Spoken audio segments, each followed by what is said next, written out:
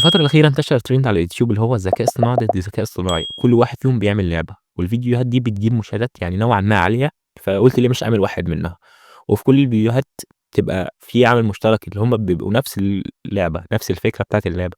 ففيديو النهارده مختلف شوية، لإن جيميناي وDeepSeek هيتحدوا بعض في إن كل واحد فيهم يعمل 3 ألعاب مش لعبة واحدة، وزي ما سمعت 3 ألعاب، لإن لعبة واحدة هتبقى قصيرة والفيديو هيبقى قصير، وأنا عايز الفيديو يبقى طويل صراحة، يعني أنا حُر الفيديو بتاعي، وعشان ما نكونش بنقلد حد خليتهم 3 مش لعبة واحدة.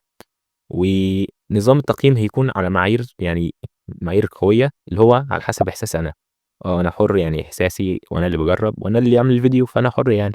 الفيديو ده هيكون متقسّم على 3 جولات، كل جولة هيكون فيها لعبة واحدة كل AI فيهم هيكون اللي بيعملها، والحقيقة لقيت حاجة صدمتني نوعًا ما إن Gemini سريع بشكل فظيع، أسرع من DeepSeek، إن هو DeepSeek مثلًا بيقعد دقايق على عكس Gemini اللي بيقعد ثواني، يعني فرق حرفيًا بالدقايق، اللي هو مش كام ثانية لأ، فرق واضح وباين جدًا. بس مش ده المهم، المهم الأداء وشكل اللعبة يعني الأداء اللعبة شغالة كويس والّا لأ. بعت الprompt لكل واحد فيهم، طلعوا لنا الكود وحطيت الكود جينا نجرّب اللعبة.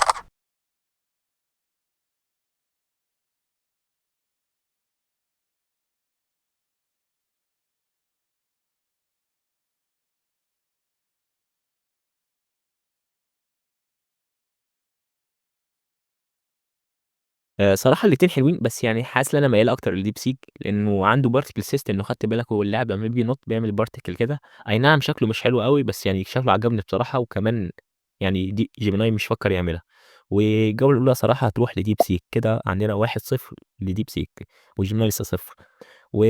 الجولة التانية هتكون لعبة التعبان، يعني مين فينا مش لعبها، كلنا لعبناها طبعًا على تليفونات النوكيا، أو لمّا النت عندك بيخلص بتخش تجربها.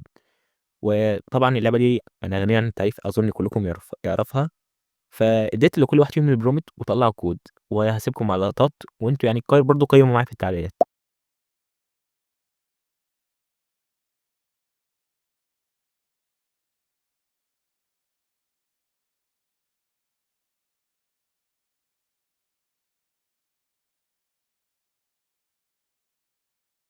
صراحة الاتنين زي الزفت، يعني اللعبة عبارة عن مكعب، والمكعب مش فيه حاجة حلوة صراحة مميزة في اللعبة، يعني الاتنين وحشين صراحة واختيار صعب يعني من وِحِش لأوحش.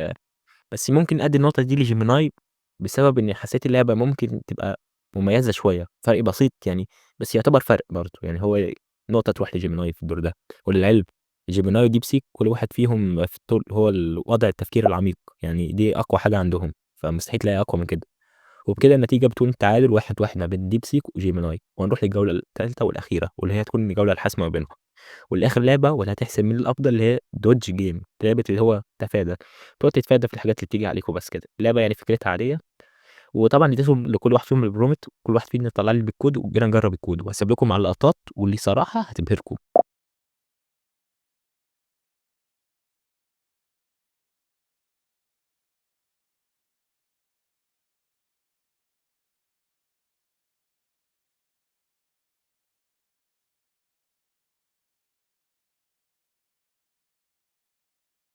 الصراحة واضح الاكتساح أوي لDeepSeek، يعني الأشكال بسيطة بس إضافة ريل كده جامد مخلّي شكل اللعبة ممتع وشكلها جامد، على عكس Gemini الشكل معاق، وشكله عادي تحس حاطط دواير وحاجات مش عنده الصراحة إبداع في الناحية ديّة مش زي DeepSeek.